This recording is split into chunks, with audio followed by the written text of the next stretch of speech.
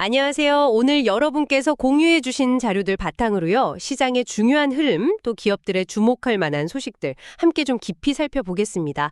특히 기술, 투자, 그리고 지정학적 요인들 이게 다 어떻게 서로 얽혀서 시장에 영향을 미치는지 따라가 보려고 합니다. 네, 오늘 자료들을 보니까요. 변동성이 큰 시장 심리부터 시작해서요.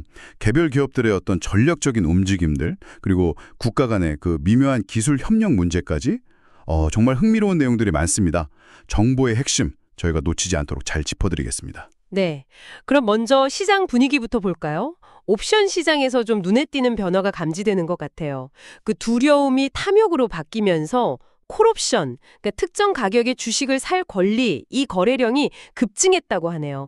S&P 500 지수가 연내 사상 최고치를 경신할 거다, 이런 기대감이 커지는 것 같습니다. 맞습니다.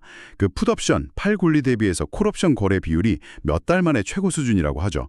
근데요, 이런 강세 전망 속에서도 단기 조정 가능성, 여기에 대한 경고 목소리도 여전해요. 특히 이번 주에 만료되는 그 대량의 옵션 물량이 다음 주 시장에 좀 부담을 줄 수 있다. 이런 분석도 있어서요. 신중할 필요는 있어 보입니다. 아, 그렇군요. 경제지표 쪽을 보면요. 생산자 물가지수 PPI는 예상보다 낮게 나와서 인플레이션 우려를 약간 덜어주는 듯했어요. 그런데 또 월마트는 관세 때문에 가격 인상이 불가피하다, 이렇게 경고를 했단 말이죠. 이 상반된 신호는 어떻게 봐야 할까요?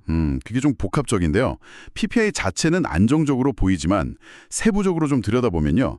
기업들이 비용 상승 압박을 마진 축소로 일단 흡수하고 있을 가능성, 이걸 좀 시사합니다.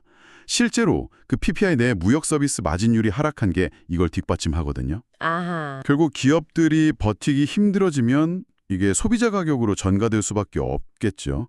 월마트의 경고는 어쩌면 그런 현실을 좀 보여주는 걸 수도 있고요.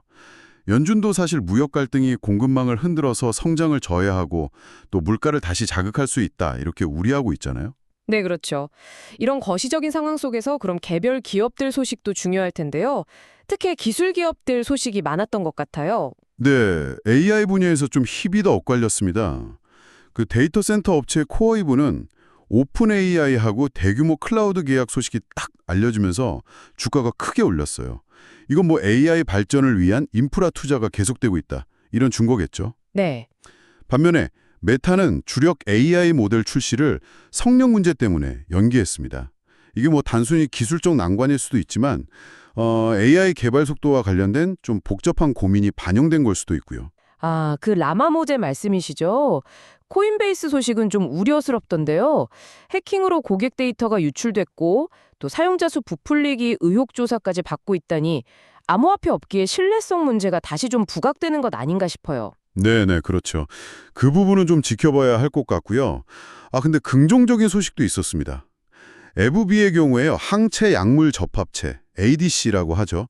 이 혁신적인 항암 치료제가 FDA 가속 승인을 받았다는 소식이에요. ADC요? 그게 어떤 방식인가요? 네, ADC는 항체가 암세포를 딱 찾아가면 거기에 붙어있는 약물이 아주 정밀하게 공격하는 방식입니다.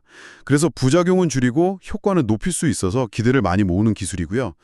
그리고 1112는 한국 바이오 기업 알지노믹스하고 RNA 편집 기술 기반 신약 개발 협력을 발표하기도 했습니다. 그렇군요.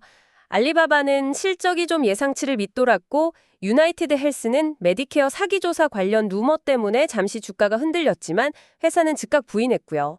엔비디아의 그 투자 포트폴리오 13F를 보면 여전히 AI 관련 기업들에 집중하고 있다는 점도 다시 확인됐네요. 네, 마지막으로 지정학적 측면을 좀 살펴보죠. 미국하고 아랍에미리트, UAE 간의 AI 협력 프로젝트가 지금 추진 중인데 이게 상당히 좀 민감한 문제예요. UAE의 국영 AI 기업인 G42가 핵심인데요. 이 회사의 설립 배경이나 초기 파트너십에 중국과의 연결고리가 있다는 점 때문에 미국 내에서 기술 유출 우려가 계속 나오고 있어요. 아, 그러니까 그 첨단 AI 기술이 결국 중국으로 넘어갈 수도 있다, 이런 걱정이군요. 야, 기술 패권 경쟁이 국가 간 협력에도 이렇게 직접적인 영향을 미치는군요. 바로 그렇습니다. 기술과 안보가 어떻게 얽혀 있는지를 아주 잘 보여주는 대표적인 사례죠. 한편으로는 카타르 국부펀드가 앞으로 10년간 미국에 5천억 달러를 투자하겠다, 이런 계획을 밝히기도 했고요. 자본의 흐름은 또 다른 이야기를 만들고 있는 거죠. 러시아 우크라이나 관련해서는 러시아 병력 배치 보도가 있긴 했는데 이건 아직 확인된 내용은 아닙니다. 네.